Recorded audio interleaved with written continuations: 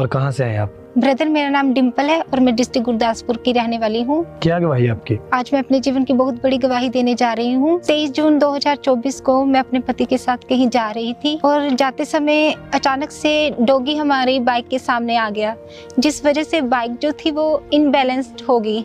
Bike imbalanced होने की वजह से मैं गिर पड़ी और गिरने की वजह से मुझे बहुत सारी चोटें आई और जिसकी वजह से जल्द से जल्द मुझे मेरे पति हॉस्पिटल लेकर गए। पहले हॉस्पिटल वालों ने मुझे तकरीबन जवाब दे दिया था और उन्होंने मुझे दूसरे हॉस्पिटल में रेफर कर दिया। और आपने बताया कि जब आपका एक्सीडेंट हुआ था, जब आप गिरे थे और उसी समय आपके ब्लीडिंग होनी शुरू हुई और उसी समय आपको आपके मुंह से ब्लड आना शुरू हो गया था। जी ब्रदर, ऐसा ही हुआ था। और जब मैं हॉस्पिटल, मेरे पति जब मुझे लेकर गए तो वहाँ मुझे वॉमिटिंग भी आई, जिसमें बहुत सारे क्लॉट निकले। और जब आपके हस्बैंड आपको हॉस्पिटल में लेके गए तो डॉक्टर ने तब आपको देखकर क्या बताया था, क्या बोला डॉक्टर ने? उस समय मेरी जो कंडीशन थी वो काफ़ी क्रिटिकल थी, तो डॉक्टर्स ने यही कहा कि जल्द से जल्द पहले सीटी स्कैन करवाएं ताकि हमें पता चल सके कि आखिर प्रॉब्लम कहाँ कहाँ आई है। तो उसके बाद उन्होंने जल्द से जल्द सीटी स्कैन करवाने के लिए सजेस्ट किया। सीटी स्कैन जब करवाई तो उसमें मेरे जो जबड़ा था वो पूरी तरह से फ्रैक्चर हो चुका था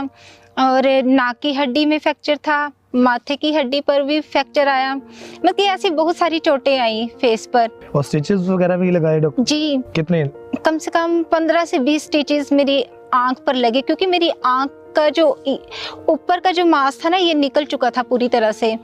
तो डॉक्टर ने यही सजेस्ट किया कि प्लास्टिक सर्जरी करनी पड़ेगी। और डॉक्टर ने बोला था कि अगर आपको 24 घंटे में होश नहीं आई तो आप कोमा में भी जा सकते हैं। जी ब्रदर, उन्होंने ऐसे ही कहा था। उन्होंने कहा था कि क्योंकि कई बार पेशेंट जो वो एकदम से रिएक्ट नहीं करता, कई बार वक्त लगता है ना, तो उन्होंने टाइम दिया था, कुछ घंटे दिए थे कि हम देखते हैं कि क्या रिजल्ट आता है। तो ब्रदर आप बताएं कि जब आप अपनी वाइफ को हॉस्पिटल में लेके गए तो तब इनकी क्या हालत थी उस समय? ब्रदर, इनकी हालत तो बहुत गंभीर थी उस समय। और जब मैं इसको हॉस्पिटल में लेके गया तो इसके माथे से बहुत ज़्यादा ब्लड निकल रहा था और डॉक्टर्स ने जब देखा तो उन्होंने जल्दी से जल्दी स्टिच लगाने की कोशिश करी कि इसका ब्लड रुक जाए।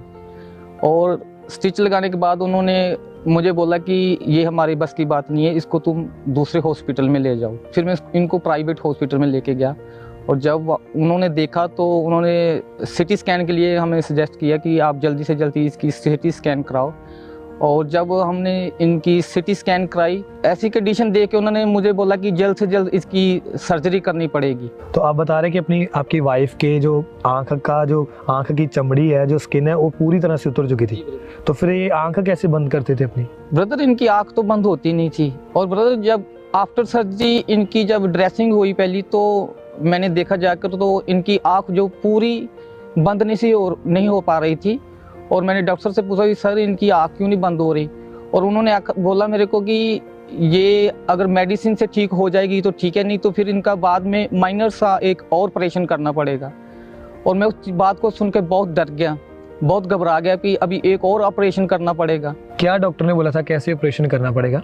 ब्रदर, उन्होंने बोला कि ये यहाँ पे एक हल्की सी मतलब पतली सी हड्डी होती है, वो वहाँ से स्लिप कर चुकी है और उसको मतलब सही करने के लिए यहाँ पे पेट से चर्बी लेके इसमें डालनी पड़ेगी और फिर इनका दोबारा ऑपरेशन करना पड़ेगा। और डॉक्टर ने क्या बोला था, और कॉम्प्लिकेशंस क्या आ रही थी? ब्रदर, जब इनकी स्कैनिंग मैंने देखी तो उन्होंने बताया कि इसका जो लेफ्ट साइड का पूरा जबड़ा ये फ्रैक्चर हो चुका है और यहाँ की नाक की हड्डी भी टूट चुकी थी और ऊपर आई से जो लेफ्ट साइड में वो भी फ्रैक्चर आ चुका था ऊपर फोरहेड के पास इनका। और लगातार ये सिस्टर हॉस्पिटल में एडमिट थे? जी ब्रदर, और 5 दिन तक तो ये आईसीयू में रहे।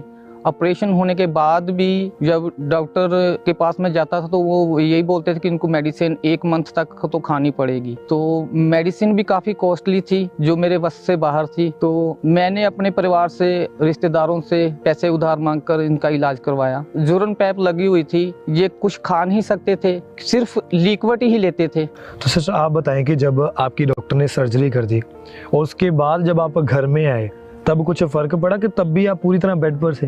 नहीं ब्रदर, उस समय मैं टोटली बेड पर जा चुकी थी क्योंकि बॉडी में बहुत ज़्यादा वीकनेस आ चुकी थी, जिसकी वजह से मैं पूरी तरह से अपनी फैमिली मेम्बर्स पर ही डिपेंड हो चुकी थी।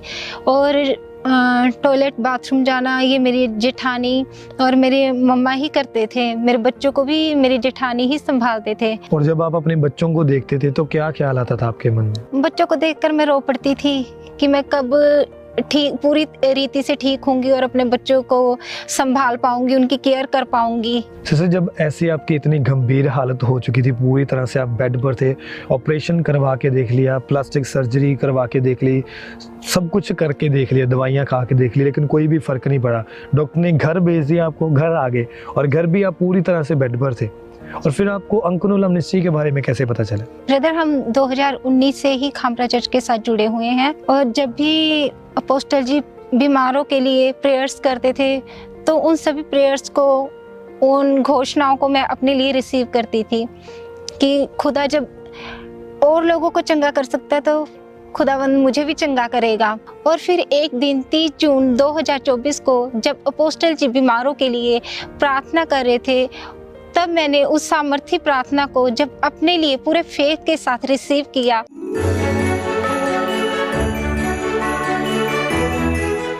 यीशु के सामर्थी नाम में सब तरह के रोगी चंगे हो जाएं।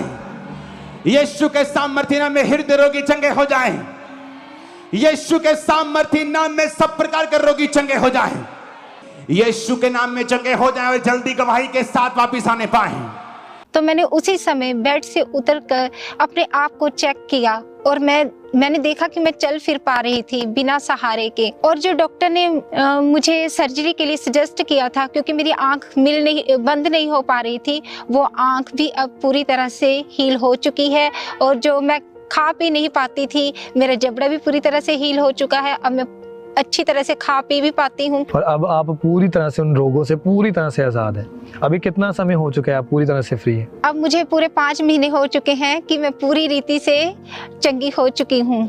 आपने सुना है इनकी टेस्टिमनी में कि कैसे परमेश्वर ने इन्हें हील किया। जब इनका एक्सीडेंट हुआ, पूरी तरह से ब्लड से भर चुके थे, ब्लड की वॉमिट आनी शुरू हो चुकी थी। डॉक्टर ने जवाब दे दिया था कि पहले हॉस्पिटल वालों ने जवाब दे दिया था। सेकंड हॉस्पिटल में गए, वहाँ पे सर्जरी के लिए सजेस्ट किया, लगातार आईसीयू में रहे, मेडिसिन खाई, पूरी तरह से बेड पर जा चुके थे, पूरी तरह से फैमिली के ऊपर डिपेंड थे, कोई आस नहीं थी।